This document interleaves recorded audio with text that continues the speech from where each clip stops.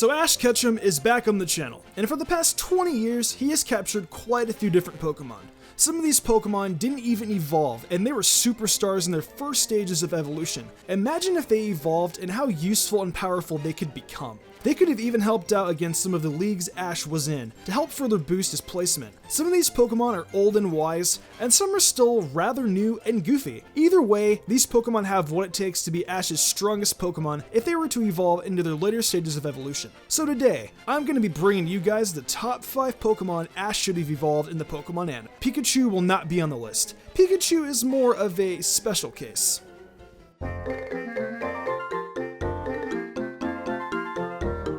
So the Fire Starter and the lovely, adorable, cute Bayleaf did too, but Totodile didn't get to evolve. All of Ash's Johto starters evolved aside from Totodile, and I think I can even argue that Totodile is probably the most powerful out of the 3. Imagine if this little alligator Pokemon evolved into Feraligatr or even Croconaw. It would be really powerful. Totodile displayed a lot of power in a lot of the battles it was exposed to as well. Plus, Totodile has a super powerful bite. Imagine how strong that jaw would have been if it were a Croconaw or Feraligatr.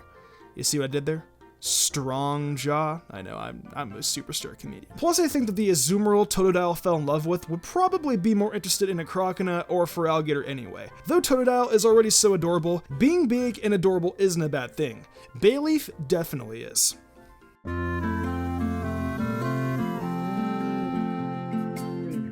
This is a Pokemon some of you guys may not expect to see, but I honestly feel Ash's Corphish could be terrifying if it evolved into Crawdon. Crawdon is a very powerful Pokemon and has that secondary dark typing. Ash doesn't have any dark type Pokemon aside from Scraggy, and with the powerful water type like Crawdon, it could pack a wallop too. It would definitely be one of Ash's more powerful water Pokemon as well. Corphish already displayed a lot of power in the Hoenn League, and even helped win a few battles in the Battle Frontier. Why he didn't use Corphish in the Sinnoh League is really mind-boggling. We could have had an evolution for Corphish, and Crawdon would have been great against Tobias. It's a little slow, yeah, but it's still a dark type, and Ash doesn't have one, nor fully evolved one for that matter. Despite Scraggy, but we'll get into that at a later time. You guys will see momentarily. Kingler and Crawdon would make a great team. Maybe they could even help out Ash during the trial of Lana. I really want to see Ash bring back his old Pokemon to help him through Alola. I think that would be super cool. Corphish could be quite the fishing Pokemon. Crawdon would be even better though. Corphish displays a lot of promise, and seeing it get an evolution would give it that great spotlight it deserves.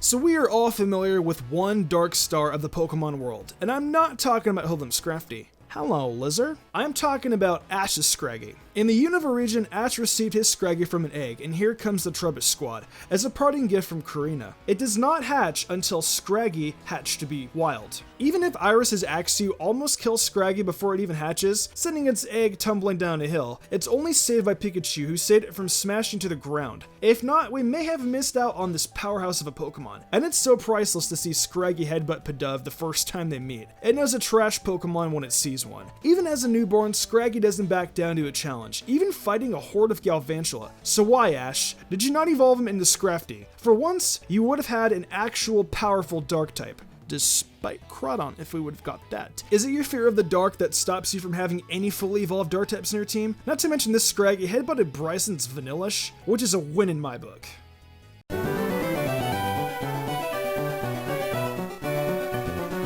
Ah yes, who could forget the original Gen 1 duo, Squirtle and Bulbasaur? We all have seen how powerful these two Pokemon can be, and know that if they evolved into any further stages of evolution, they would obliterate anything in their path. Yes, I'm aware Ash doesn't have Squirtle at Oak's lab, but he could call it over practically whenever he wants. Just call it Jenny. And with Mega Evolution, we could see a whole new side to the Squirtle squad, and maybe even a new set of shades. Bulbasaur, of course, almost evolved, but it didn't want to in Bulbasaur's Mysterious Garden. But imagine if it would have evolved into Ivysaur, and then Venusaur, and then Mega Venusaur with that thick fat ability. Honestly though, do these Pokemon even need to evolve? They are already so powerful being able to take on the Reggie Trio. I'm just saying though, if they did, Ash would have all 3 fully evolved Kanto starters. Charizard already decimates being Ash's most powerful Pokemon. With the addition of Blastoise and Venusaur, Mr. Ketchum could take home a league easily with this kind of power. Yes, I'm aware Ash didn't Mega Evolve any of his Pokemon, but nothing says that he can't do it. The 3 Kanto starter Megas.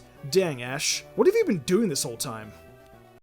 So I normally don't do an honorable mention, but I also didn't want to fill this list up with all the starters that Ash never evolved neither. And one I felt really strong about was Snivy. I know most people argue that this female Snivy was one of Ash's most powerful Pokemon in Unova, and if it had been allowed to evolve into Servine or Serperior, it could have been a very powerful member of any of his teams. But sadly, he didn't let her evolve, but we are left wishing for more of this sassy Snivy, wishing her to become the strongest grass snake she so rightfully deserved to be.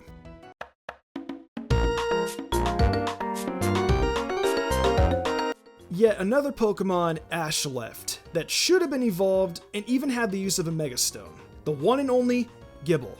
I personally think this Pokemon should have been brought back to Kalos since he had so little time with his Gible in the Sinnoh region. We all love the little moments when Gible decided to bite Ash's head and was a taste target and a chomp down. Even more, we love how it rejected Berry for Ash. But it seems Ash didn't feel the same about Gible because if we did, we would have seen a Garchomp and not Noivern and Kalos. I mean, it hit Tobias' Darkrai with the Dragon Pulse. Why Ash did not take his Pokemon to Kalos is mind-blowing, and the fact he never let it evolve really grinds my gears. It could have been one of his most powerful Sinnoh Pokemon, but Ash chose to throw it away by being at Professor Oak's lab, just like so many of his other Pokemon. Pidgeot. Oh, sorry, something must have got stuck in my throat, and he still won't go back to get it, by the way. But seriously, this is the one Pokemon I wish I could force Ash to evolve. Phanpy was given that second chance at the Battle Frontier. Apom even snuck on the boat to Sinnoh. Why couldn't Gible have gone to Kalos?